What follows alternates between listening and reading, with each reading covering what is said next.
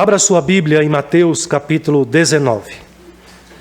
Esse mês de maio eu estou trazendo reflexões, mensagens envolvendo o tema da família, considerando o mês de maio, um mês importante, em que celebramos a importância da família. E eu quero convidar a você a mais essa reflexão nesta noite. Mateus capítulo 19. Eu vou precisar ler do versículo 3 ao versículo 12.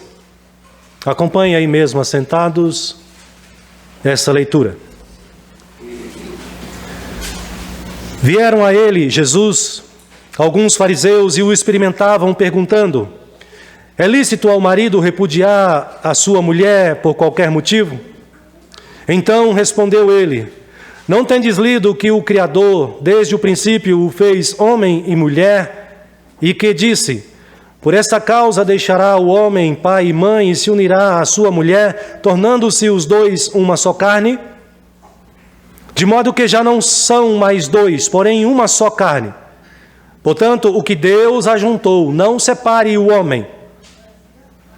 Replicaram-lhe: por que mandou então Moisés dar a carta de divórcio e repudiar? Respondeu-lhe Jesus: por causa da dureza do vosso coração, é que Moisés vos permitiu repudiar vossa mulher. Entretanto, não foi assim desde o princípio. Eu porém vos digo: quem repudiar sua mulher, não sendo por causa de relações sexuais ilícitas, e casar com outra, comete adultério. E o que casar com a repudiada, comete adultério. Disseram-lhe os discípulos: se é essa a condição do homem relativamente à sua mulher, não convém casar. Jesus, porém, lhes respondeu: nem todos são aptos para receber este conceito, mas apenas aqueles a quem é dado, porque há eunucos de nascença, há outros a quem os homens fizeram tais, e há outros que a si mesmos se fizeram eunucos por causa do reino dos céus. Quem é apto para o admitir, admita.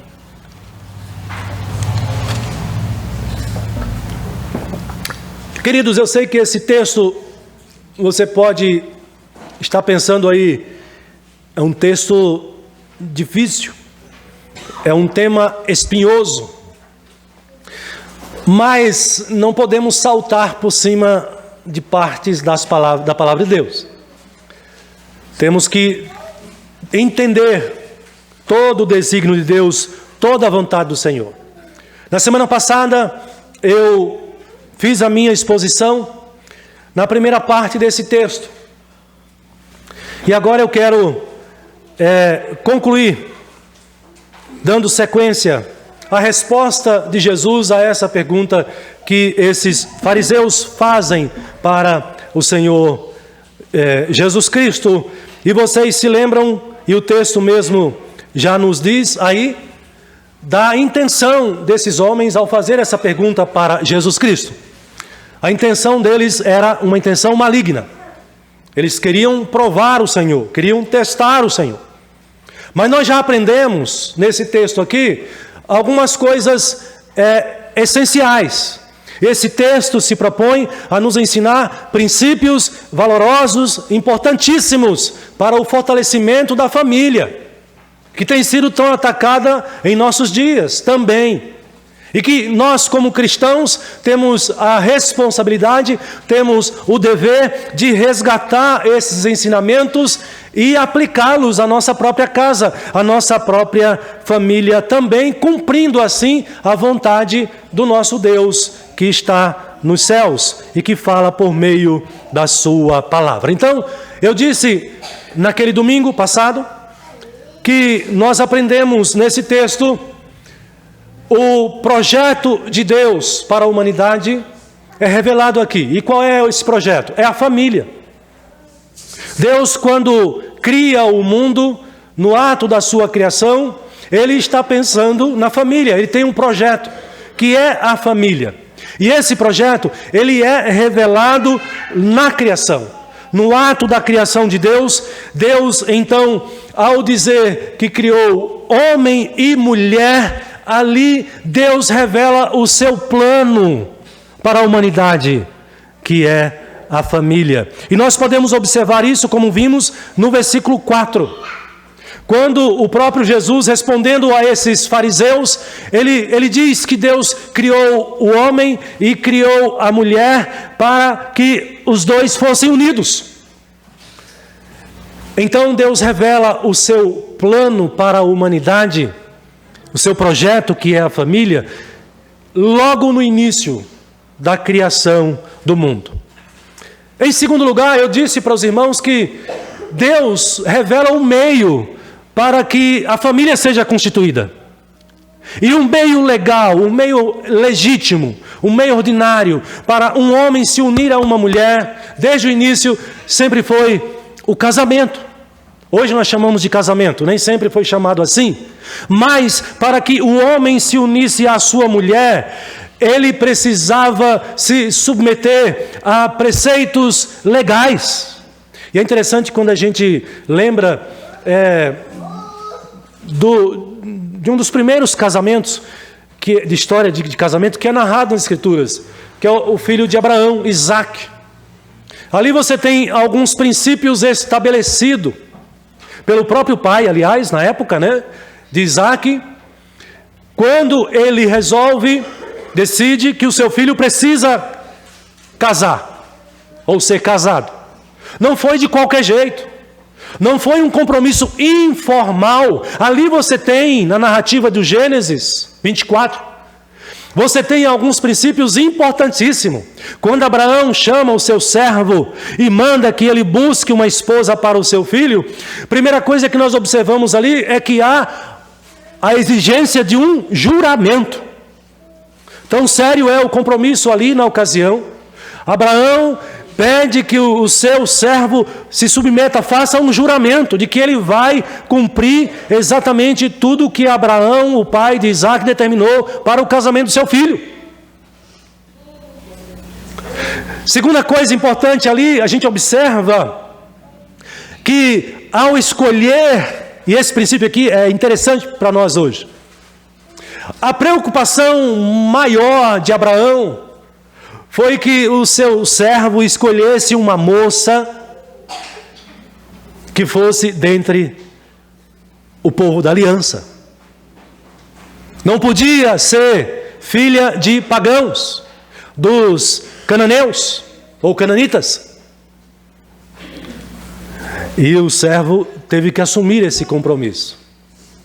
Então a gente pode observar, e se a gente for caminhar nesse sentido, buscando esses argumentos, nós vamos encontrar outros argumentos que justificam que a união do homem com a mulher, o projeto de Deus para formar a família, é por meio do instrumento legal, que hoje você chama de casamento.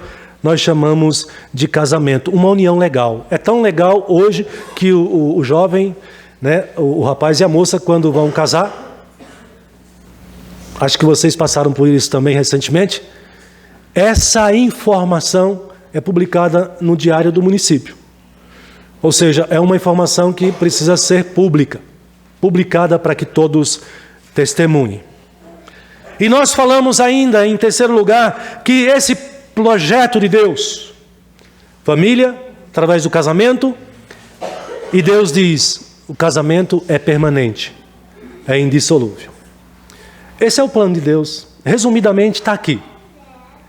Deus quer abençoar a humanidade através da união do homem com a mulher. E é importante isso ficar enfatizado nos dias de hoje. A união, o casamento, a família, no plano de Deus, é entre um homem e uma mulher. E o que passa disso foge do propósito de Deus. E não tem a bênção de Deus. É preciso que isso fique claro também nos dias de hoje. E esse casamento que Deus tem em mente, essa união, ele diz, é uma união que deve ser para sempre, permanente e indissolúvel. Mas, meus irmãos, o texto prossegue. E o problema não foi resolvido, então, para aqueles homens, para os fariseus. A pergunta foi: por que Moisés, então, instituiu a carta de divórcio? Disse que podia repudiar a sua mulher. Jesus, antes de dar a resposta de maneira mais objetiva, ele vai trazer ainda uma outra informação. No versículo 6, na parte inicial, ao dizer para os fariseus que, de modo que já não são mais dois, porém uma só carne, Jesus conclui essa primeira parte dizendo assim: portanto... Então Jesus disse, o projeto de Deus é família, casamento e para sempre. Portanto, ele diz, o que Deus ajuntou, não separe o homem. O que é interessante aqui é que Jesus, ele está ratificando esse projeto de Deus, esse plano de Deus. Mas nós podemos observar aqui, irmãos, que quando Jesus diz que o que Deus uniu não separe o homem, nós podemos aprender uma quarta lição desse texto aqui, que é a seguinte: com respeito ao casamento, no plano de Deus, só Deus pode separar o que Ele uniu. Quando Jesus diz aqui para esses homens, e também para nós, através das Escrituras, o que Deus ajuntou não separe o homem, Ele está proibindo que o casamento seja desfeito, mas também Ele está dizendo que essa união que foi feita por Deus, como ela foi feita por Deus, Deus tem o poder e só Deus tem o direito de desfazer essa união.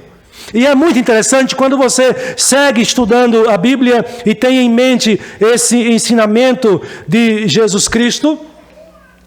E por que Jesus diz isso para estes homens? É importante a gente lembrar aqui um pouquinho desse contexto, porque Jesus está diante ali de pessoas que, de um lado, defendem que o casamento pode ser desfeito, que o divórcio pode acontecer somente em caso de adultério. E do outro lado tem um grupo que defende que o divórcio, o casamento pode ser desfeito por qualquer motivo. Havia esses dois tipos de pensamento, essas duas posições na sociedade entre os fariseus, da época de Jesus. E Jesus reafirma dizendo, o que Deus uniu, não separe o homem. Aqui, meus irmãos, Jesus aponta para este fato.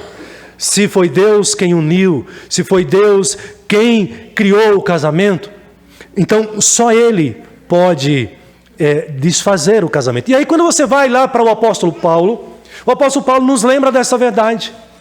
Ao escrever aos Coríntios, capítulo 7 da sua primeira carta, versículo 39, Paulo vai dizer para os irmãos da igreja de Corinto, a mulher está ligada enquanto vive ao marido. A ideia de ligada aqui é unida, é a cola, né? O casamento ele une. A mulher está ligada enquanto vive ao marido. Contudo, se falecer o marido, ela fica livre. Ora, quem dá a vida e quem tira a vida? É Deus. Então, por esse princípio, por esse critério, o apóstolo Paulo ratifica também esse ensinamento. Então, se a mulher é casada, ou se o homem é casado, e acontece de vir a falecer, com respeito a essa união, a esse projeto de Deus, Paulo diz, fica livre, o que continuar livre, e ele diz mais, para casar com quem quiser, mas aí ele adverte. Aí ele chama aqui a atenção, né, num megafone, ele diz, pode casar com quem você quiser, mas ele diz, crentes, case somente com o crente. Observe o que ele vai dizer. Fica livre para casar com quem quiser. Mas não é assim, com quem quiser, totalmente. Ele diz, somente no Senhor. Aliás, esse ensinamento da moça casar com um jovem, a moça crente casar com um jovem crente, já vem desde os dias de Abraão. E essa desobediência, a gente observa isso no povo de Israel, foi uma das causas importantíssimas para o fracasso de Israel. Quando os israelitas começam a se relacionar, começam a constituir famílias com mulheres, moças pagãs, trazendo assim a condenação de Deus para com a nação de Israel. Portanto, meus irmãos amados, Deus cria o casamento, institui o casamento, e Jesus agora está dizendo: o que Deus uniu não separe o homem. Isso aponta para que isto é um projeto de Deus. É Deus quem une e é Deus quem separa também. E o meio ordinário para essa separação é a morte. Por isso Jesus diz que o homem não separe o que Deus uniu. Este é o quarto princípio que eu quero que você anote aí na sua mente ou no seu caderninho. A você que é casado e a você que vai casar um dia. Lembre-se disso, porque o casamento é um projeto de Deus. Você vai casar com a disposição e o desejo de construir um casamento permanente e indissolúvel, entendendo que Deus que uniu e somente Deus pode separar.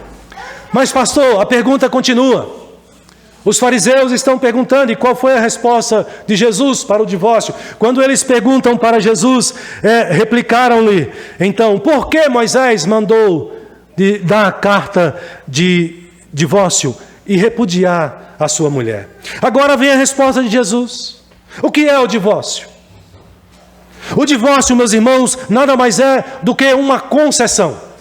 E é uma concessão em razão da dureza do coração. Por que eu estou fazendo essa ênfase? Porque eu disse para vocês que o casamento é criação de Deus. Que, nesse sentido, o casamento tem a sua origem na bondade de Deus, na misericórdia de Deus, no cuidado, no amor de Deus. Quando Deus pensa no casamento, na família, Deus pensa no bem do homem e da mulher. O divórcio é diferente. O divórcio tem uma origem que não é em Deus, mas no homem. Jesus está dizendo, e a resposta de Jesus aqui é: por que Moisés fez isso? Por causa da dureza dos vossos corações. Sabe o que estava acontecendo também nos dias de Jesus? Lembra daquele grupo que dizia assim: nós entendemos que o divórcio pode ser por qualquer motivo. Então eles se sentiam no direito e faziam isso, de acordar no dia seguinte, olhar para a sua esposa e dizer: eu não quero mais continuar casado com você. Está aqui a carta de repúdio. Pode ir embora. E o que acontecia com essa repudiada, meus irmãos? E não era motivo de adultério, por qualquer motivo.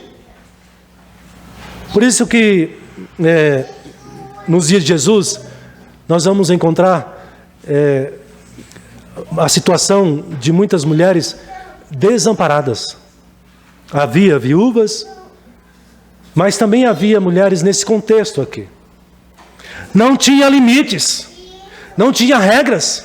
E nos dias de Moisés também é assim. Então, observe que o divórcio, ele vem como uma espécie de remédio necessário. Não foi algo natural. Não foi algo que nasceu no plano de Deus para abençoar. Mas Jesus está dizendo: olha, a origem do divórcio é a maldade do coração do homem. A palavra que Jesus usa aqui, dureza do vosso coração, é a palavra que aponta para algo que é pertinaz, que é obstinado. Você já viu uma pessoa obstinada no mal? Ninguém convence ela. Ninguém muda essa pessoa da sua intenção maldosa, ruim. É um coração, e é interessante porque a palavra no original, ela traz referência à cardia, a coração mesmo. Coração duro, obstinado. Foi necessário um remédio para impor limites a essa bagunça que estava acontecendo, que estava ocorrendo. Então, queridos, qual foi a origem do divórcio, da separação? Isso não vem de Deus. Como brinca uma prima minha, uma cunhada minha, isso não é de Deus. O divórcio nasce tem a sua origem no coração pecaminoso do homem. E olha que interessante, isso fica também evidente no próprio texto, porque você observou que Jesus falou de maneira muito enfática e por muitas vezes destacando a parte mais importante do casamento. É a sua origem em Deus, é bênção de Deus, é uma união para sempre. Nasce no projeto de Deus desde a criação. Jesus vem falando, e os versículos que ele usa aqui, ele está falando mais sobre o casamento da perspectiva de Deus, da união indissolúvel, permanente e indissolúvel. Mas qual é o interesse dos homens? Qual é o foco desses homens? Eles não estão interessados na origem do casamento, na vontade de Deus para a união entre o homem e uma mulher. Eles estão interessados na separação, no divórcio. O versículo 3 nos diz, Mateus: vieram a ele alguns fariseus e o experimentavam, perguntando: é lícito ao marido repudiar a sua mulher por qualquer motivo? Qual é o propósito deles? Onde está o foco deles?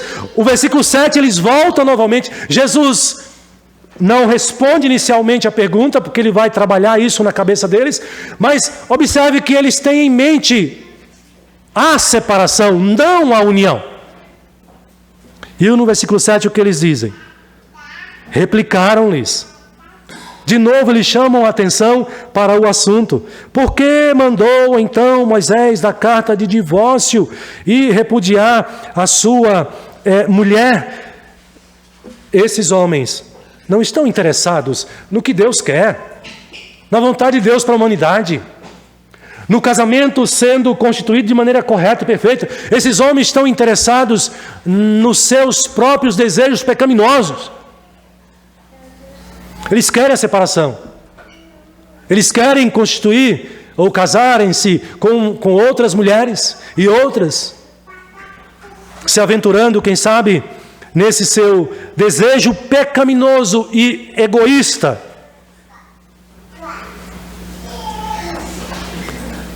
A causa do divórcio,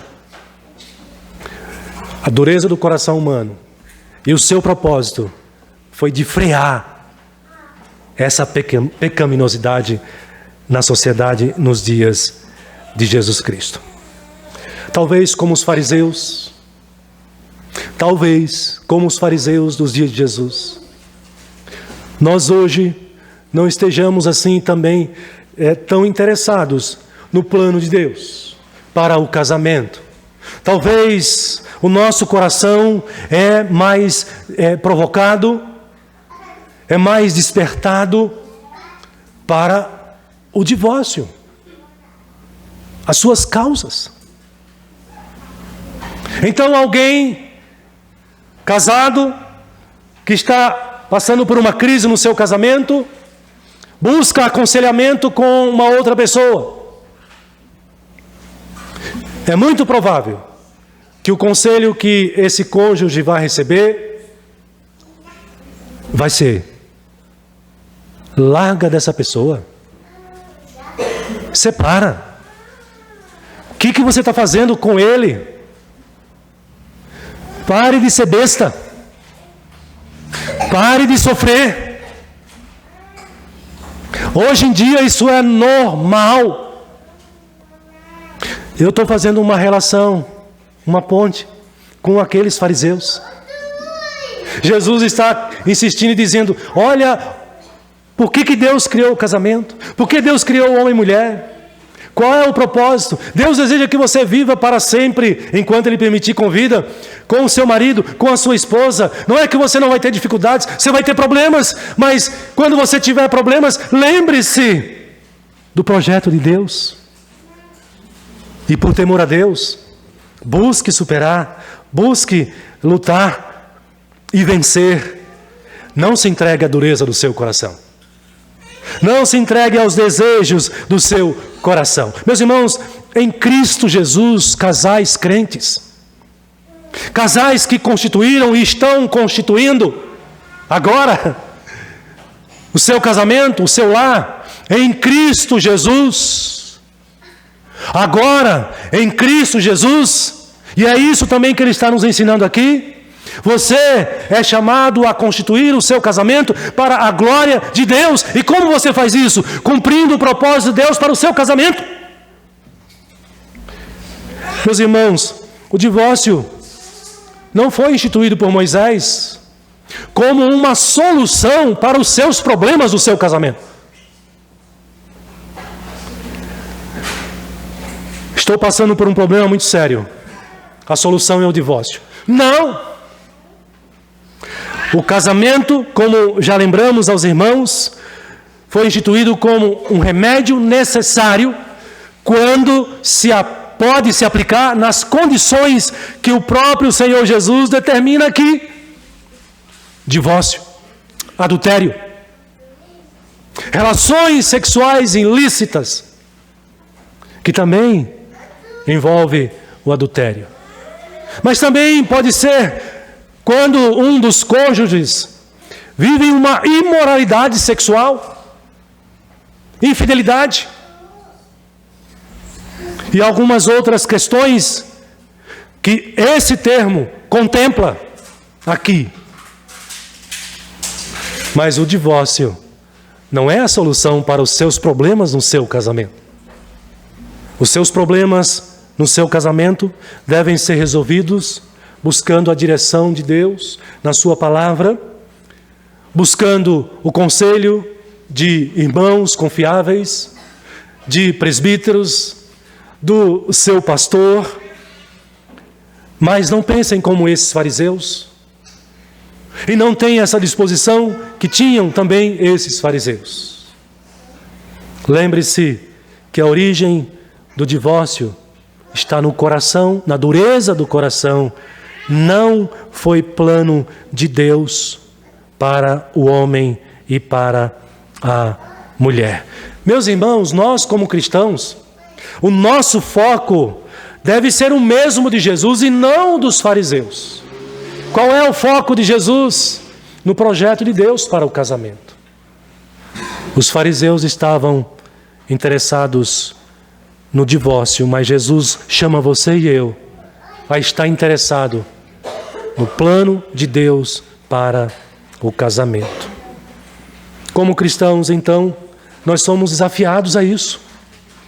Pastor, e como eu lido com alguém que não tem o temor de Deus, que não compreende a palavra do Senhor? Aqui é interessante, porque Jesus vai concluir esse texto, depois de ensinar essa verdade a respeito do casamento. Aqueles homens e também os discípulos que viviam naquele contexto, naquela sociedade, eles ouvem Jesus dizer isso, que aqueles que se casaram precisam continuar casados, e que a única possibilidade de divórcio seria o adultério, e que ainda assim o casal que passasse por essa experiência de adultério não estava obrigado. A vítima não era obrigado a emitir carta de divórcio. Não é isso que Jesus está dizendo. Ele vai além ainda. Se o que foi traído entende o plano de Deus para o casamento, é isso que ele quer, ele tem também o dever cristão de buscar a reconciliação, de perdoar e de cumprir o propósito de Deus para o casamento. Quando os discípulos ouvem todo esse ensinamento de Jesus, eles dizem assim: Senhor, o quê? É impossível casar. Assim não vale a pena casar.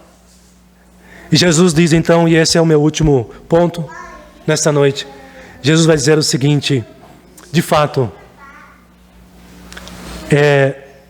isto depende da graça de Deus. Pastor, como é que eu mantenho o meu casamento, a minha fidelidade, a minha união? Você precisa da graça de Deus. Por quê? Lembra? Quem criou o casamento? Deus. Como o crente conserva o casamento em fidelidade, em obediência? Com a graça de Deus.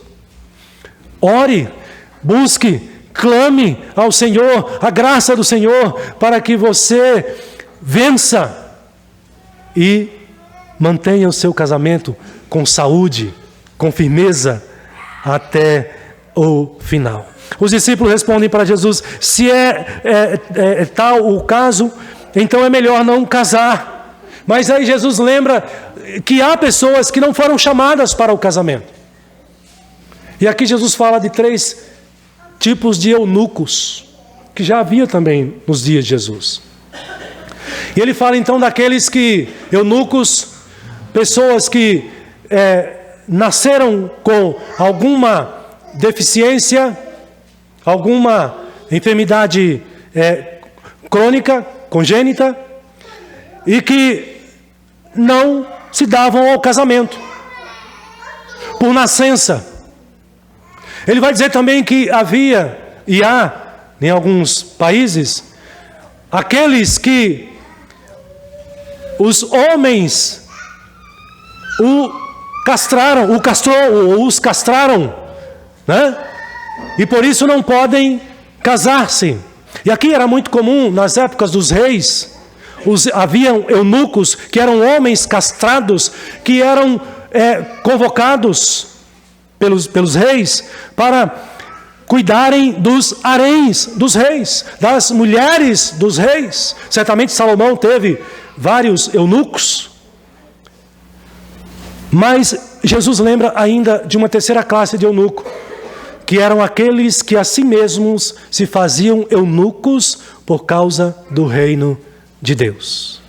Dentre eles nós temos o apóstolo Paulo, que abre mão do casamento para se consagrar integralmente ao Senhor, não se preocupando com as preocupações básicas da vida conjugal, porque ele quer se dedicar integralmente e totalmente para o Senhor.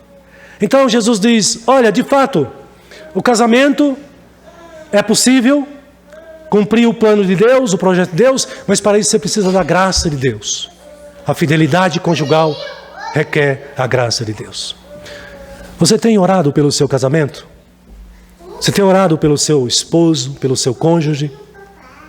Você tem orado por você?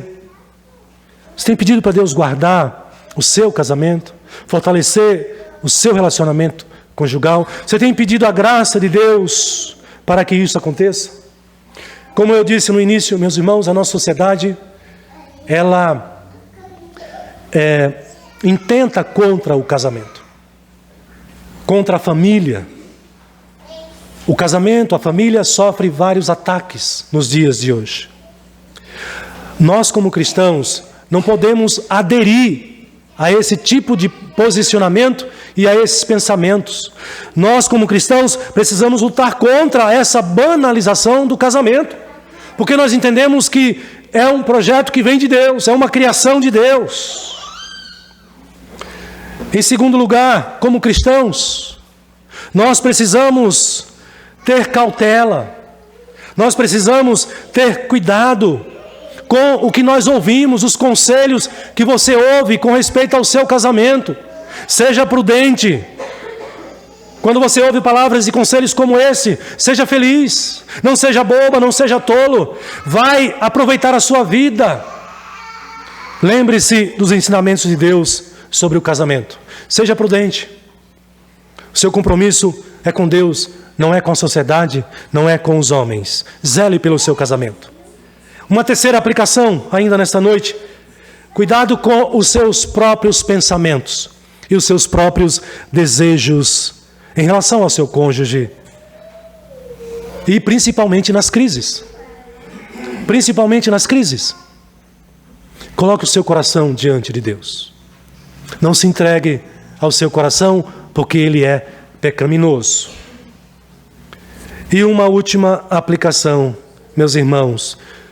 Você que é um casal cristão, ou você que é uma das partes cristãs no seu casamento, você tem o dever, mas também o privilégio de constantemente colocar o seu casamento diante do Senhor, buscando a ajuda do Senhor. Confie em Deus, confie nas suas promessas e coloque a sua vida e a vida do seu cônjuge e o seu lar diante do Senhor, rogando as suas bênçãos, a sua misericórdia e a sua graça. Porque Deus deseja que o seu casamento não termine no divórcio. Deus deseja que o seu casamento permaneça e viva até o fim, conforme o propósito dele mesmo. Que Deus nos abençoe. Amém.